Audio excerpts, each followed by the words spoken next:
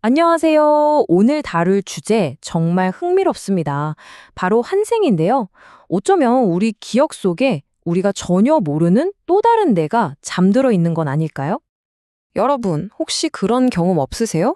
처음 가본 곳인데, 나 여기 와본 것 같아. 처음 만난 사람인데 전혀 낯설지가 않은 그런 느낌? 이게 그냥 뇌가 잠깐 착각한 걸까요? 아니면 진짜 우리 안에 숨겨진 어떤 기억의 조각일까요? 오늘 이야기는 바로 이 질문에서부터 출발합니다. 불교의 큰 어른이셨죠. 성철 스님께서 이런 말씀을 하셨어요. 우리 마음이 원래는 맑은 거울 같은 건데 온갖 잡생각이랑 욕심이 그 거울을 뿌옇게 덮고 있다는 거죠. 그래서 과거를 못 본다고요? 이 말은 뭘까요? 맞습니다. 전생에 대한 기억. 사실은 우리 안에 다 있다는 거예요. 그 덮개만 싹 걷어내면 과거가 선명하게 보인다는 뜻이죠. 자, 그럼 이런 철학적인 이야기를 어떻게 과학의 영역으로 가져와 볼 수 있을까요? 우리 안에 숨겨진 과거가 있다는 걸 실험으로 증명할 방법이 과연 있을까요? 지금부터 고대의 지혜와 현대 과학이 만나는 그 흥미진진한 지점으로 함께 들어가 보시죠. 보통 현대 심리학에서는 우리 마음을 이렇게 세 단계로 나눠요. 지금 우리가 생각하고 느끼는 게 의식, 그 바로 밑에 숨겨진 감정이나 본능이 잠재의식, 그리고 가장 깊은 곳, 우리가 평소엔 전혀 알 수 없는 영역이 바로 무의식입니다. 오늘 이야기의 열쇠는 바로 이 가장 깊숙한 곳, 무의식에 숨어 있습니다. 이 깊고 어두운 무의식의 문을 과감하게 열려고 했던 사람이 있었으니 바로 알렉산더 캐논 박사입니다. 이분이 그냥 평범한 학자가 아니에요. 박사학위만 무려 5개에다가 여러 나라에서 인정받는 그야말로 당대 최고의 석학이었죠. 캐논 박사는 정말 대담한 가설을 내놓습니다. 아까 말했던 불교의 가르침과 똑같이 우리의 무의식 속에 전생의 모든 기억이 고스란히 담겨 있다는 거였어요. 그리고 특별한 방법을 쓰기만 하면 누구나 그 기억의 창고에 접근할 수 있다고 주장했죠. 자, 그럼 그 특별한 방법이라는 게 대체 뭘까요? 어떻게 이 단단한 의식의 벽을 뚫고 저 깊은 무의식의 세계로 들어갈 수 있었을까요? 과거로 떠나는 여행 지금부터 시작합니다. 그 방법은 바로 연령 역행 최면이라는 거였어요. 자, 이 타임라인을 한번 따라와 보세요. 먼저 현재의 피험자를 최면 상태로 만들어요.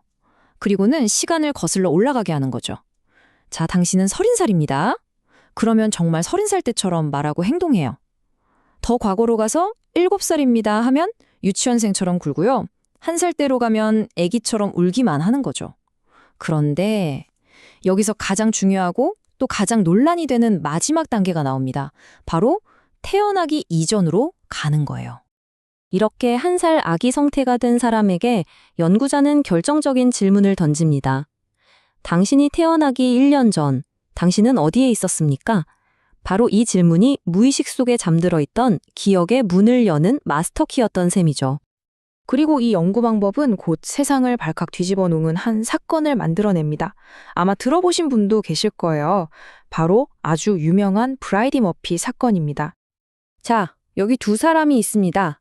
한 명은 1950년대 미국에 살던 평범한 주부 버지니아 타이, 다른 한 명은 19세기 아일랜드에 살았던 브라이디 머피.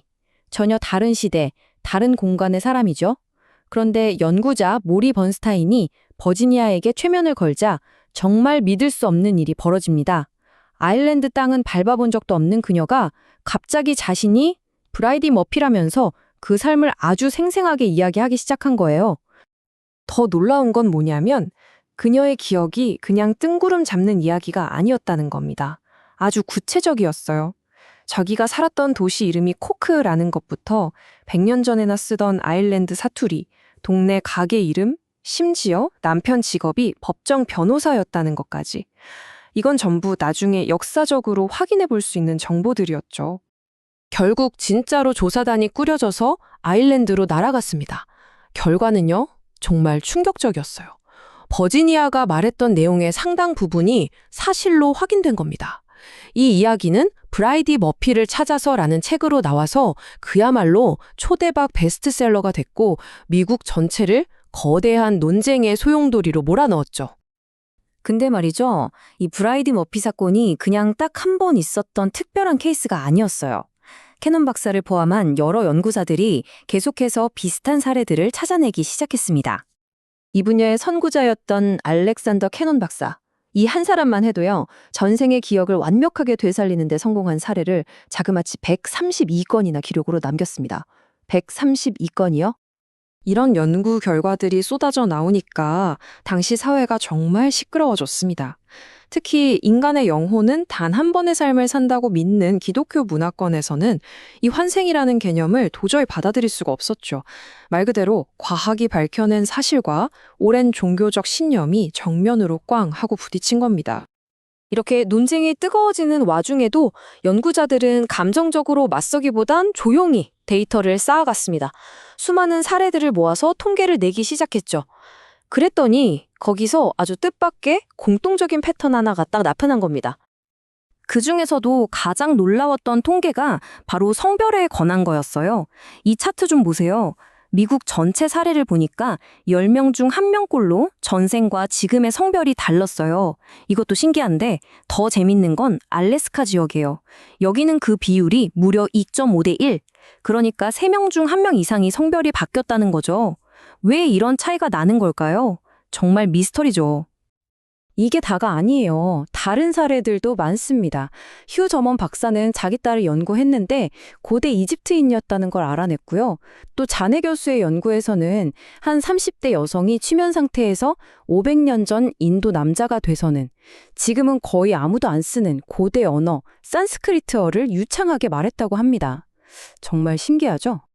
자, 이렇게 고대 불교의 지혜에서 시작해서 현대의 최면 연구, 그리고 아주 구체적인 사례랑 통계까지 한번 쭉 훑어봤습니다. 그럼 이제 우리는 이 모든 걸 어떻게 받아들여야 할까요? 다시 한번 성철 스님의 말씀을 떠올려보죠.